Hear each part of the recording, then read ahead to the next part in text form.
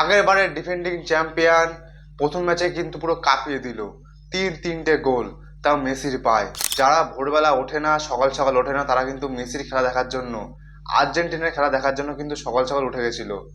আর ওঠাটা কিন্তু সার্থক হয়েছে। এখনো পর্যন্ত কোনো টিম, কোনো দল ফিফায় কিন্তু পরপর 2 বছর চ্যাম্পিয়ন হয়নি।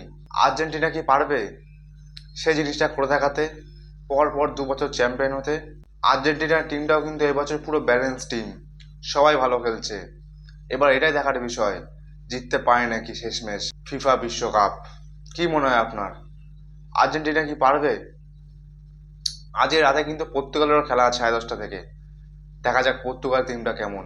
এতদিন কিন্তু অনেক টিমের খেলা হয়েছে, কিন্তু এক কথায় বলা চলে আজ থেকে কিন্তু আসল ফুটবল বিশ্বকাপ শুরু হলো। এতদিন যে সমস্ত টিম খেলেছিল তাদের মধ্যে কিন্তু জার্মানি টিমটা যথেষ্ট ভালো, ফ্রান্স ভালো খেলেছে আগের দিন, ব্রাজিলে কিন্তু আর সেই জোরটা নেই।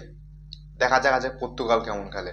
কি মনে হয় আপনার, আর্জেন্টিনা কি পারবে ব্যাক টু ব্যাক ফুটবল বিশ্বকাপ জিততে, নাকি অন্য টিম তৈরি হচ্ছে ফিফা বিশ্বকাপ নেওয়ার জন্য? কি মনে হয় আপনার, নিচে কমেন্টে অবশ্যই জানাবেন।